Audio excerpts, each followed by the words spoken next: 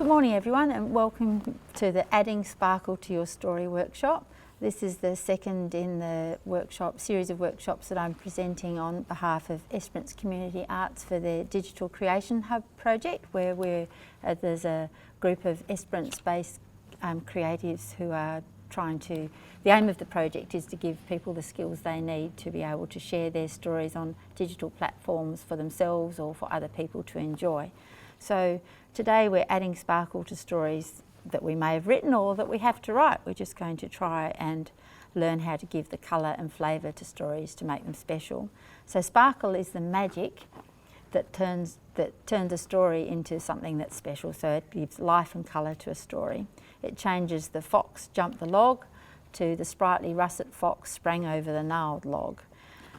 Digital storytellers these days can add venom and vigour to their stories by adding photographs or inserting video, audio, animation, and stories have always had the capacity to be transformed into physical beings in the form of dance, play, and more recently film. So we've always had other techniques that we can use to make our stories more lively, but as someone said to me this morning, now there are no rules. You can have a written piece that has links to video and links to sound and embedded photographs and audio, so animation, so there's so many more options for technologically adding sparkle to your story. But my job as a writer is to help you to use words and sequences of words to paint pictures. So there are several tools that we can use to do this that aren't technological, like dictionary, so we can use the right words and the right meaning, and thesauruses as an alternative to a word you might have, and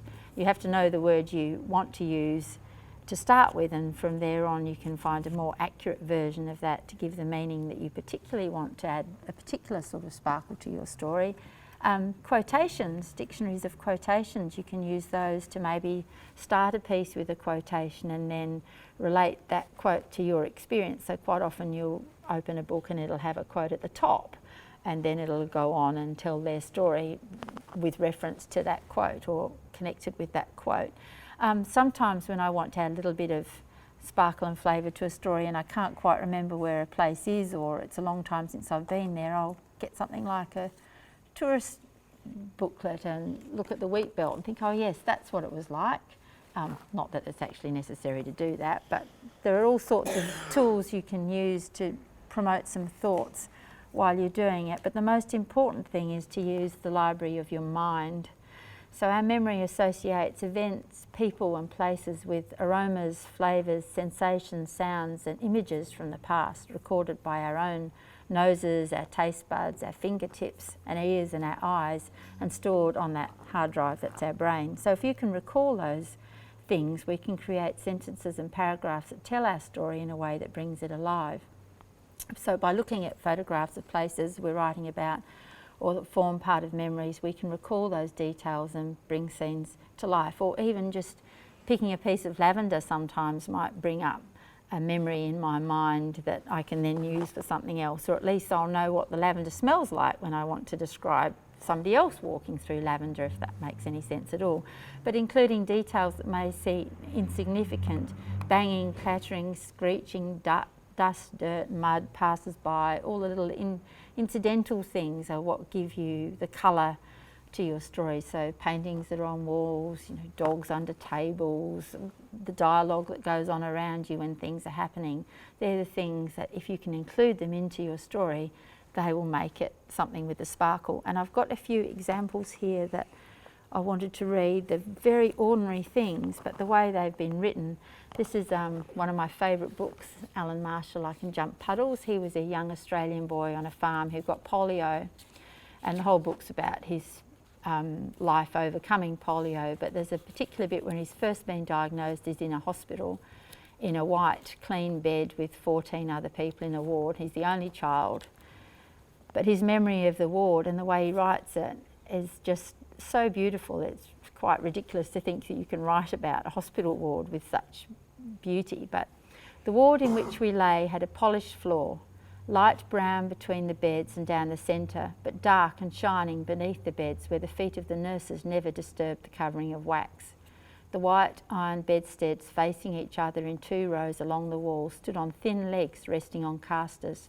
For a few inches around each caster, the floor was bruised and dented with these little wheels that spun round distractedly when nurses moved the bed. The blankets and sheets were drawn tightly around each patient, then tucked in beneath the mattress so that they formed a binding across him.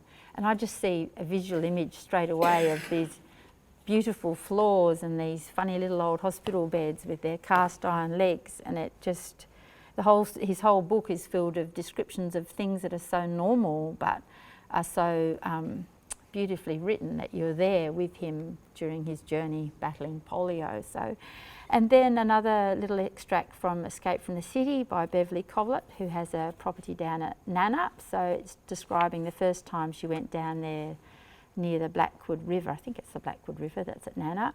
And she's describing something that we've all probably experienced in the early mornings in the country. So, I had awoken before sunup. The hills were bathed in the blue haze of dawn. The air was crisp and cold. Heavy dew had left everything damp. The sky lighted as the sun pushed to rebirth, painting colours of mauve, pink, grey, blue and cream. The sweet song of the excited, splendid fairy wrens captivated me as they hopped on fine thread-like legs and feasted on our leftover meal. The air was alive with the sound of bird song. There was the deep bass call of the ravens and the happy warblings of the magpies in a nearby tree. It was a joyous serenade. So they're just ordinary things that we see and feel and hear all the time that we use to add the colour to our stories. And one more little extract I would like to read before I just show you how I go about adding colour is from Kerry OBrien's autobiography, and he grew up in Queensland. So he talks about his life as a child. Stanthorpe was so small we walked everywhere around the town, and any excursions into the surrounding countryside, usually to a vineyard or apple or stone fruit orchard, came courtesy of friends who could drive and did have a car. Boy, do I remember those apples, particularly the big juicy red ones hanging low in rows that looked endless through the eyes of a small child. I can taste them now as I write and remember the crisp, firm texture and the taste bubbling up between my teeth as they broke the skin. I rarely eat apples now because the modern reality so rarely matches the memory.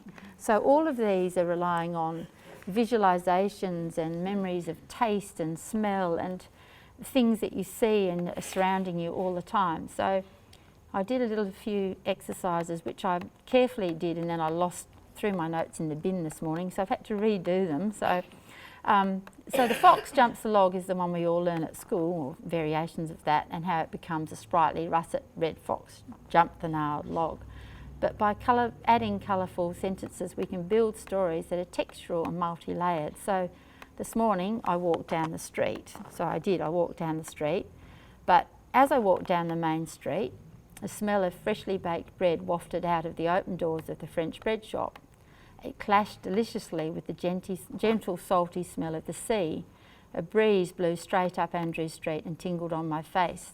Brushing me coolly, the wind was a relief after a day of the 40 degrees. Oh, miswritten that, sorry. This is a live stream. Day of the 40 degrees.